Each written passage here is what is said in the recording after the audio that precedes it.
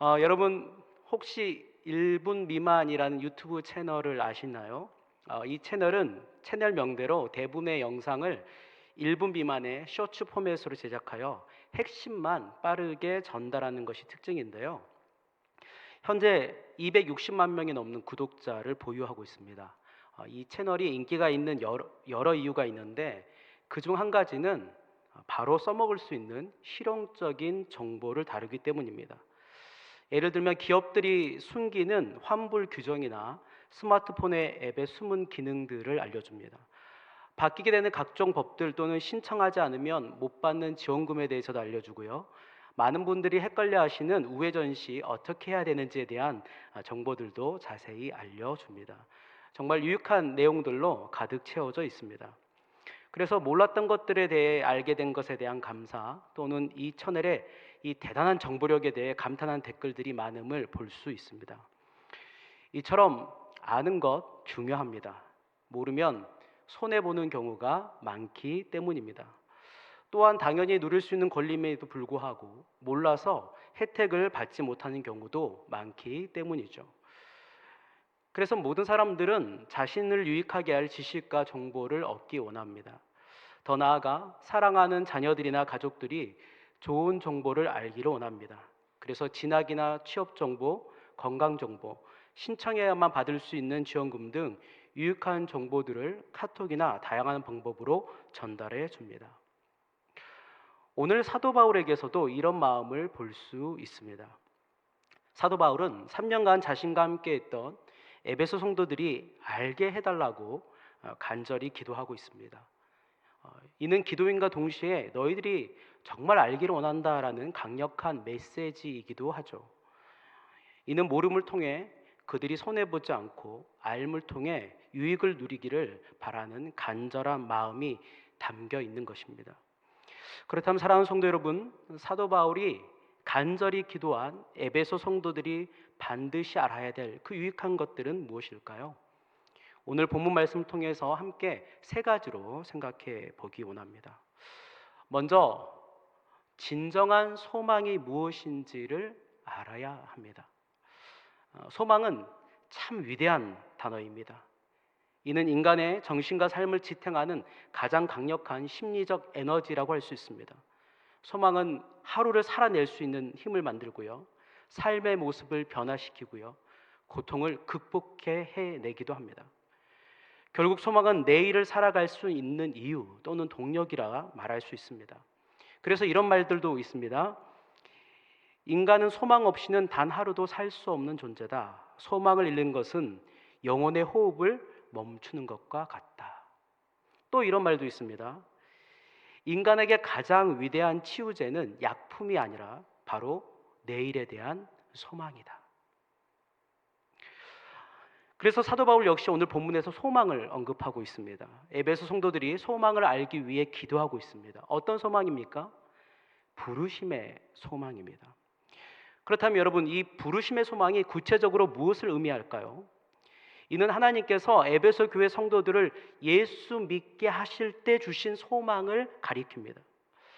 에베소서 1장 4절에서 이 소망이 무엇인지 알 수 있습니다. 후반부만 읽어드리겠습니다. 우리로 사랑 안에서 그 앞에 거룩하고 흠이 없게 하시려고.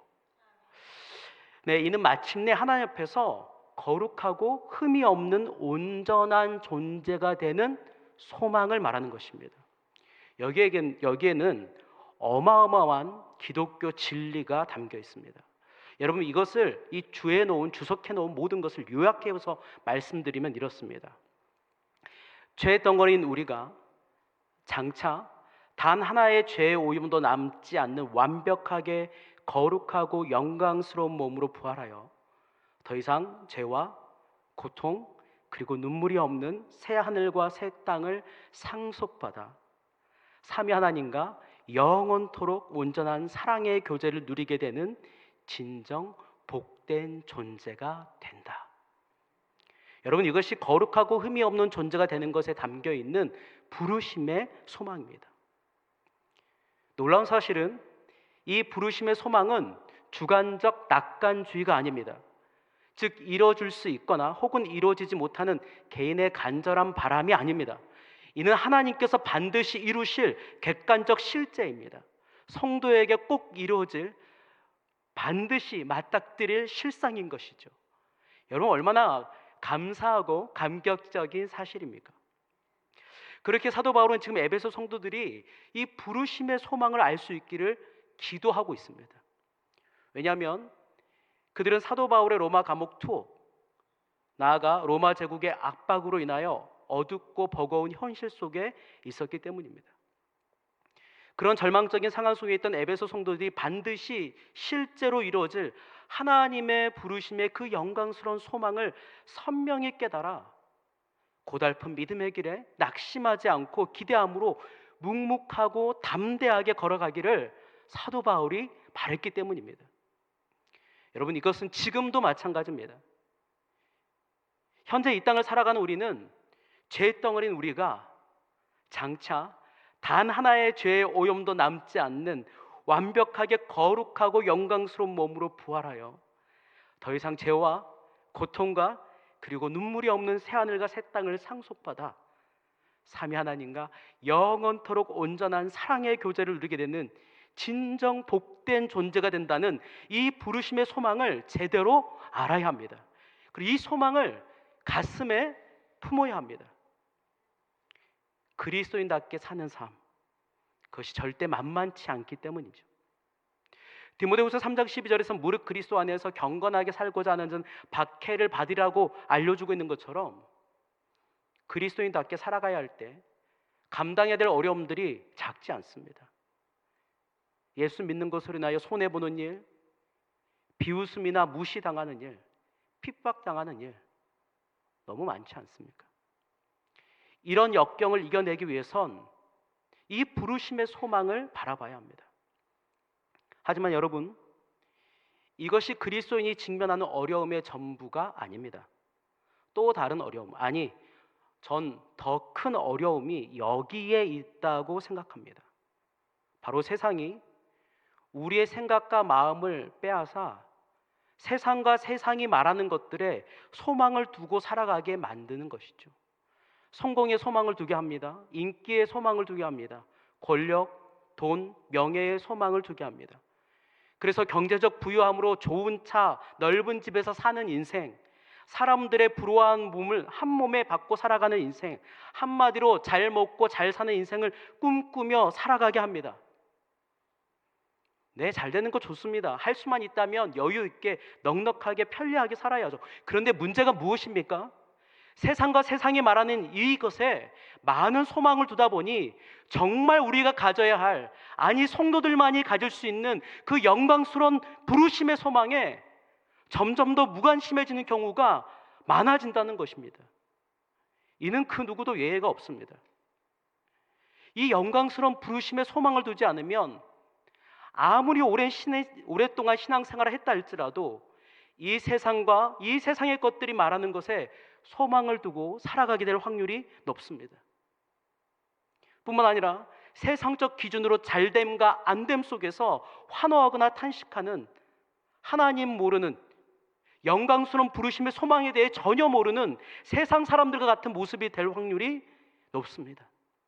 당장의 현실과 현재에만 매몰되어 살아가는 것이죠. 이것은 우리 영혼을 병들게 하는 일입니다.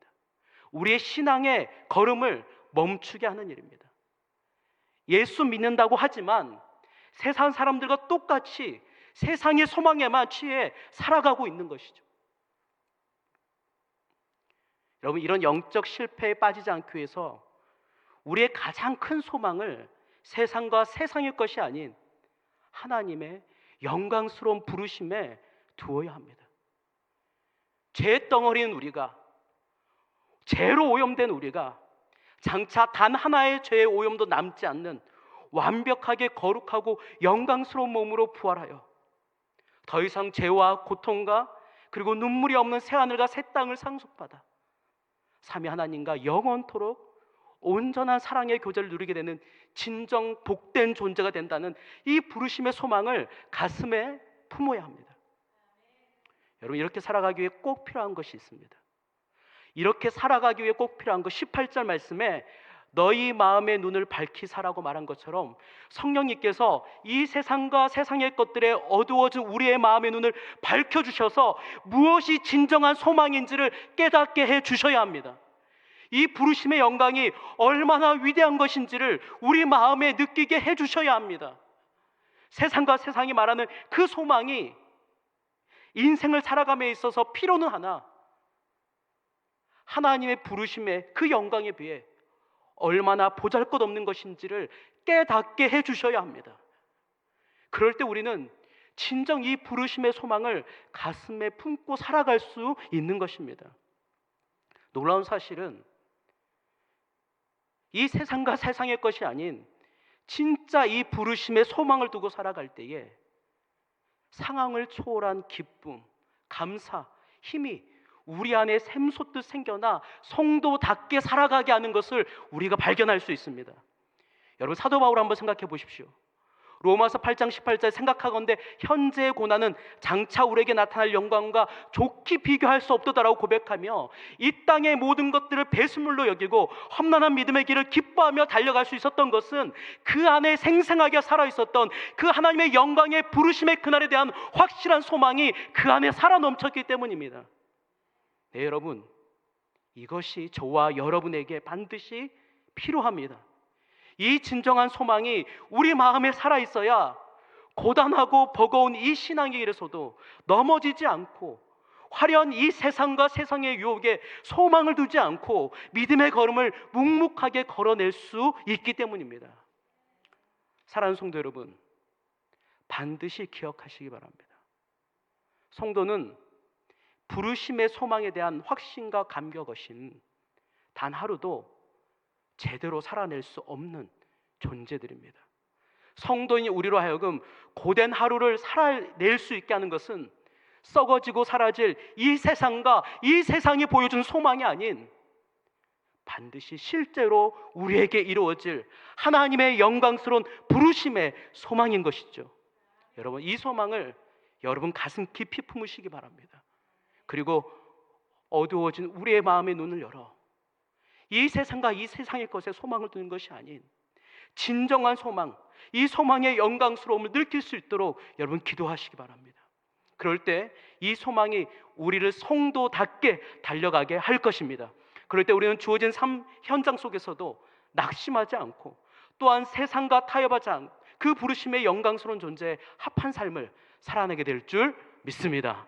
바라기는 헛되고 사라질 이 세상과 세상이 보여주는 그것들 소망을 두는 것이 아닌 우리에게 이뤄질 온전한 실제 그 영광스러운 소망을 바라보며 달려가실 수 있는 저와 여러분 모두가 될 수 있기를 주님의 이름으로 축복합니다. 두 번째로는 우리는 하나님의 소유됨의 영광을 알아야 됩니다.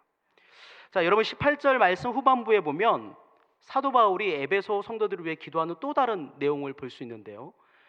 성도 안에서 그 기업의 영광의 풍성입니다. 기업이란 다른 말로 하면 상속재산 즉 소유를 말하는데요. 구약시대에는 이스라엘이, 신약시대에는 그리스도를 믿는 성도들이 하나님의 기업, 소유라고 말할 수 있습니다. 이를 바탕으로 이 구절을 이해하기 다시 한번 쉽게 번역해 본다면 이렇습니다. 성도들 안에 주어지는 하나님의 소유의 영광이 얼마나 부요한지, 정리해서 말하면 하나님의 소유됨 무한한 영광이라 할 수 있습니다. 사도 바울은 지금 에베소 성도들이 하나님의 소유됨의 그 무한한 영광을 깊이 알게 해달라고 기도하고 있습니다. 왜냐하면 에베소는 에베소 성도들이 그 존재됨을 망각하기 쉬운 곳이었기 때문입니다. 에베소는 로마 제국 아시아 속주의 수도이자 정치 경제의 중심지였습니다. 또한 그것은 세계 7대 불가사의 하나인 아데미 신전이 있는 우상 숭배의 중심지였습니다. 그곳에서 예수님을 유일한 구주로 믿는다는 것은 인간적인 눈으로 볼 때 절망적이었습니다. 그래서 칼빈은 이렇게 말합니다. 에베소 성도들은 그리스도를 믿음으로 인해 세상의 모든 권리와 평판, 심지어 생계까지 잃어버릴 위기에 처해 있었다. 그들은 세상에서 가장 비천하고 부끄러운 존재로 취급받았다. 여러분, 에베소 성도들의 삶이 얼마나 힘들었겠습니까? 지금 사도 바울은 그 힘든 에베소 성도들을 향해 세상이 너희를 비록 그렇게 취급한다 할지라도 너희는 그 무엇과 비교할 수 없는 영광스러운 하나님의 소유다라는 사실을 기억하라고 말하고 있습니다. 아니, 그들이 하나님의 소유의 그 무한한 영광스러움을 진정으로 깨달을 수 있도록 은혜 주시기를 기도하고 있습니다. 그래야 절망하지 않고 흔들리지 않고 그 모든 상황과 환경을 초월한 감격과 기쁨의 삶, 나아가 믿음의 그 길을 걸어갈 수 있기 때문이죠. 네, 우리 역시 마찬가지입니다. 우리 모든 자신이 그 무엇과 비교할 수 없는 영광스러운 하나님의 소유라는 이 자신의 존재됨을 기억할 뿐 아니라 가슴으로 이것을 깨달아야 합니다. 왜냐하면 우리 역시 이 세상 한복판을 살아가고 있기 때문입니다. 이 세상은 우리의 진정한 존재됨을 잊어버리기 쉬운 것입니다. 아침에 일어나서 잠자리에 들 때까지, 아니 갓난 아기일 때부터 이 땅에서 삶을 마감할 때까지 세상의 기준으로 한 평가 속에서 우리는 항상 살아가고 있기 때문입니다. 재산의 유무, 사회적 위치, 학력 수준, 직업의 어떠함, 외모의 정도로 항상 평가당하고 있습니다. 그것들을 기준으로 우리를 루저와 위너로 나눕니다. 그리고 너는 성공자야, 또는 너는 실패자야 하면서 우리를 향하여 말합니다. 언론 매체가 그렇고 주위 사람들이 그렇습니다. 언론 매체는 성공의 이런저런 기준을 제시하며 스스로 자신의 인생이 어떤 인생인지, 자신이 어떤 존재인지를 평가하게 말합니다. 사람들은 어떤가요? 눈빛으로 말합니다. 표정으로 말합니다. 행동으로 말합니다. 심지어 직접적으로 말하기도 합니다. 당신은 성공한 인생이야, 당신은 실패한 인생이야 라고 우리에게 얘기하는 것이죠. 그들 역시 앞서 말한 세상의 그 기준들을 가지고 우리에 대해 그렇게 평가하고 있는 것입니다.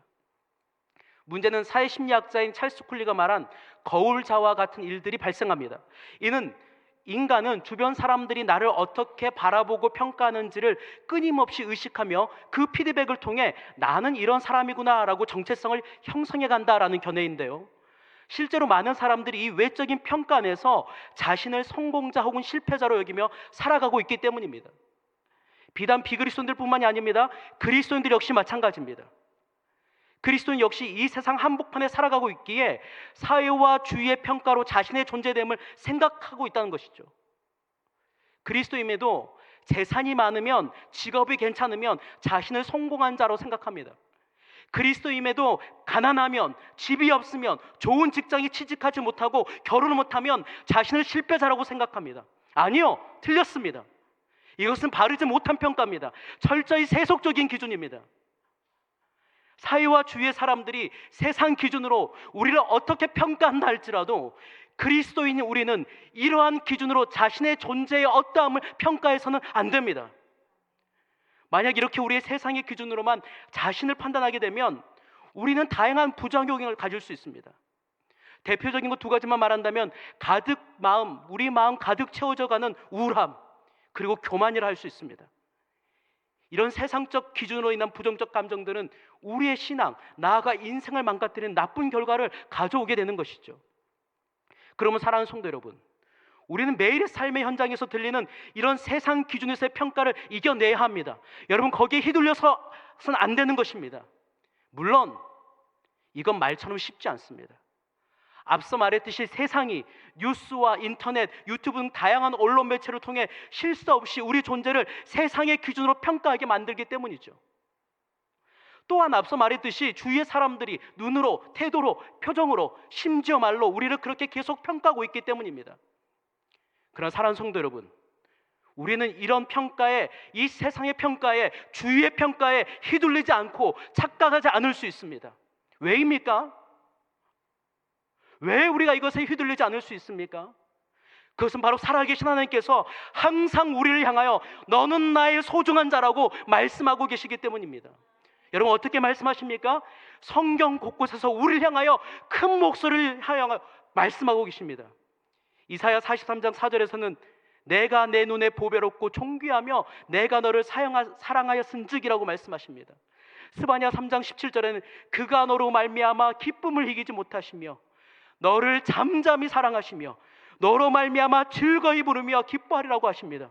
베드로전서 2장 9절에는 그러나 너희는 택하신 족속이요 왕같은 제사장들이요 거룩한 나라요 그의 소유된 백성이라고 말씀하고 계십니다. 여러분, 이것이 우리입니다. 성경 곳곳을 통해서 하나님께서 너는 소중한 존재다, 너는 사랑스러운 존재다, 너는 내 눈에 보배롭고 존귀한 존재라고 알려주고 계십니다. 여러분, 너무나도 감격스러운 사실 아닙니까? 네, 여러분, 맞습니다. 우리의 진정한 존재의 어떠함은 세상의 기준으로 말하는 그것이 아닙니다. 하나님께서 말씀하시는 것입니다. 그것이 우리의 존재이고 이것이 자신 향한 진짜 바른 평가인 것이죠. 그러면 사랑하는 성도 여러분, 세상의 그릇된 평가를 흘려보내십시오. 여러분들을 향한 세상의 무시가 진정한 여러분들이 아닙니다. 세상이 여러분들에게 보내는 그 찬사도 진정한 여러분들이 아닙니다. 그 세상의 평가로 자신을 바라볼 때 우리는 심적으로나 영적으로 나아가 인생을 통틀어 실패할 경험을 할 수밖에 없습니다. 우리가 이런 세상의 속임수에 빠지지 않고 우리의 진정한 존귀한 존재됨을 기억하기 위해선 무엇보다 하나님의 말씀을 가까이 해야 합니다. 말씀 속에서 하나님께서 우리를 향하여 무엇이라 말씀하시는지 들어야 합니다. 뿐만 아니라 읽고 듣게 된 그 사실이 자신의 가슴에 확신으로 가득 채워줄 수 있어야 합니다.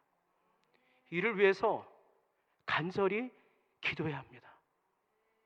지혜와 계시의 성령님, 우리의 마음의 눈을 활짝 열어주셔서 말씀을 읽을 때에 하나님 안에서 나의 존재를 바르게 발견하시고 우리를 향한 하나님의 그 마음을 풍성히 느끼게 하여 주시옵소서.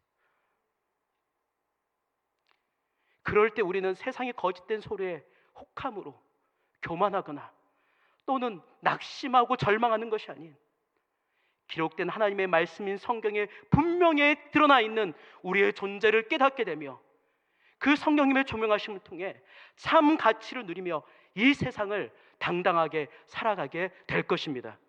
바라긴 세상의 그릇된 평가로 속아 교만해지거나 혹은 낙심하지 마시고 우리가 하나님의 사랑스럽고 영광스러운 소유라는 이 사실을 확신하심으로 하나님의 소유답게 바르고 당당하게 이 세상에서 성도의 삶을 살아내실 수 있는 저와 여러분 모두가 될 수 있기를 주님의 이름으로 축복합니다. 마지막으로 성도인 우리는 그 무엇보다 하나님을 알아야 합니다. 여러분 17절 말씀인데요, 우리 한번 17절 말씀 다 함께 한번 읽도록 하겠습니다. 우리 주 예수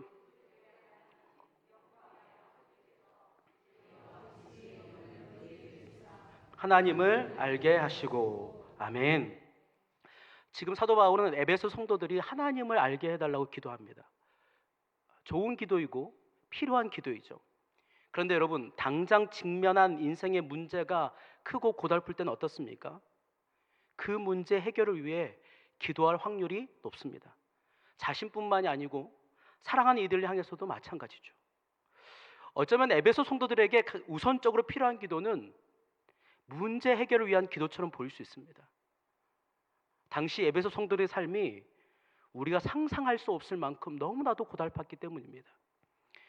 에베소는 아데미 즉 아르테미스 신전을 중심으로 도시 전체 상권과 길드라는 상인 조합이 형성되어 있었습니다.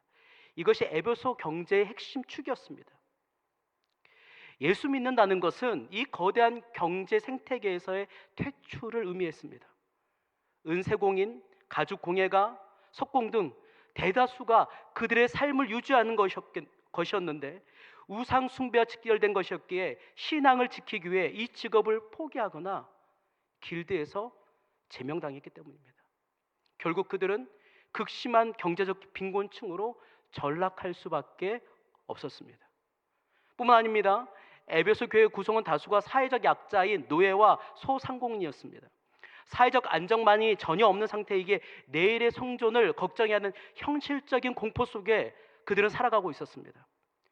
더욱이 그들은 황제 숭배와 도시 축제, 즉 아데미 여신을 위한 축제를 거부함으로 국가와 시민사회로부터 반사회적 반역자로 낙인이 찍혔습니다. 이로 인해서 공직 진출이 막혔고요. 법적인 보호를 받지 못해 얼마 없는 재산을 빼앗기거나 억울한 송사에 휘말려도 호소할 수 없는 법적, 정치적 낙오자들의 삶을 살았습니다. 정말 우리가 봤을 때 어쩔 수 없이 죽지 못해 살아가는 것 같은 고달프고 고통스러운 삶을 그들은 살아가고 있었습니다. 그렇다면 여러분, 사도 바울, 에베소 성도들에게 직면한 이 문제 해결해 주시길 위해 기도하는 것이 마땅해 보이지 않습니까? 그럼에도 불구하고 사도 바울은 더욱 본질적인 것을 위해 기도했습니다. 바로 하나님을 아는 것입니다. 왜입니까? 호세아 4장 6절 말씀에 내 백성이 지식이 없으므로 망하는도다라고 말씀하고 있는 것처럼 여호와 하나님 그분을 향한 지식이 없을 때 인생은 망하기 때문입니다. 하나님을 알지 못할 때의 선택은 죄와 욕심이 이끄는 대로 영혼과 인생을 궁극적으로 망치고 망가뜨리는 어리석은 선택을 할 수밖에 없기 때문이죠. 그러므로 그 어떤 것보다 하나님을 아는 것이 중요하고, 이를 아는 사도 바울은 지금 그 다른 무엇이 아닌 에베소 성도들이 하나님을 알게 해달라고 간절히 기도하고 있는 것입니다. 여기서 하나님 안다는 것은 단순히 지식적이고 관념적인 것이 아닙니다. 온 삶으로 경험하는 관계와 연합에서의 암, 즉 체험적인 삶을 말합니다. 이것이 너무 중요하기에 이미 하늘의 신령한 복을 받았고 은혜를 체험해 하나님을 아는 에베소 성도들임에도 불구하고 사도 바울은 이들이 하나님을 더 풍성히, 더 깊이 경험하기를 기도하고 있는 것이죠. 그렇다면 사랑하는 성도 여러분, 이렇게 매일의 삶 속에서 하나님을 풍성히 알아갈 때 어떤 일이 일어날까요?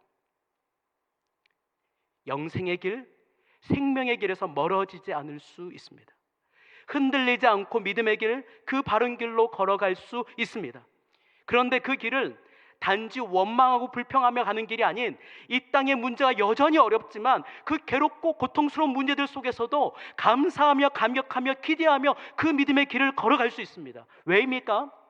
그 하나님을 알 때 야고보서 1장 17절에서 온갖 좋은 은사와 온전한 선물이 다 위로부터 빛들의 아버지께로 내려오네라고 알려주고 있는 것처럼 하나님께서 우리 안에 이 땅의 문제의 크기를 넘어설 수 있도록 해주시기 때문입니다.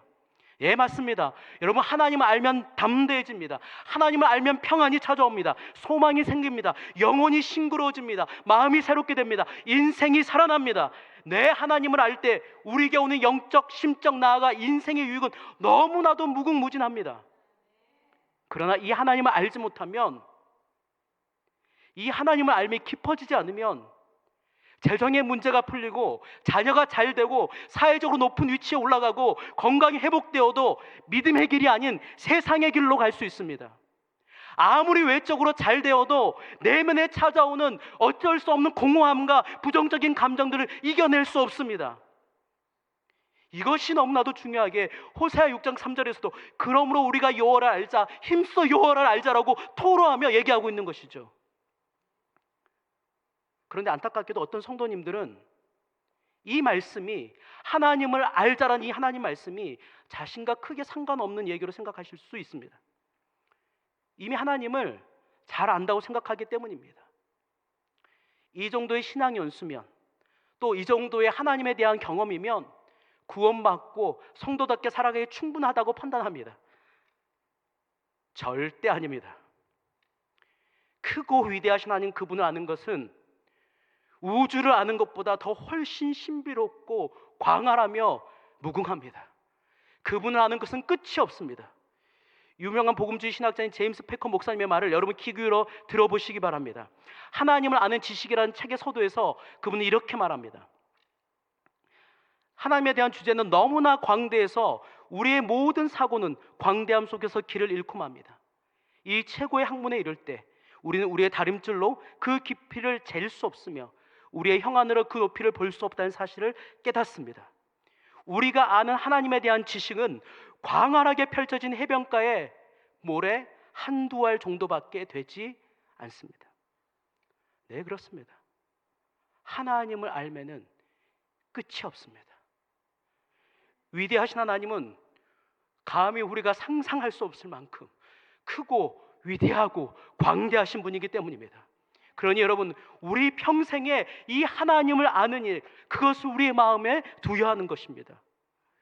그렇다면 사랑하는 성도 여러분, 우리가 어떻게 이 하나님을 알 수 있을까요? 무엇보다 여러분, 이 하나님 더 깊이 알기를 간절히 소망해야 합니다. 잠언 8장 17절은 우리에게 분명하게 말합니다. 여러분, 이해하기 쉽도록 세 번역으로 읽어드리겠습니다. 나는 나를 사랑하는 사람을 사랑하며 나를 간절히 찾는 사람을 만나준다. 우리 안에 이 하나님을 알고자 하는 갈망이 있어야 합니다. 그런데 이것만으로 부족합니다.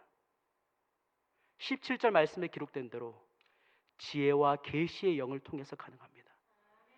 영이란 단어는 헬러로 푸뉴마라는 단어인데 이것은 성령님을 나타낼 때 쓰는 단어입니다.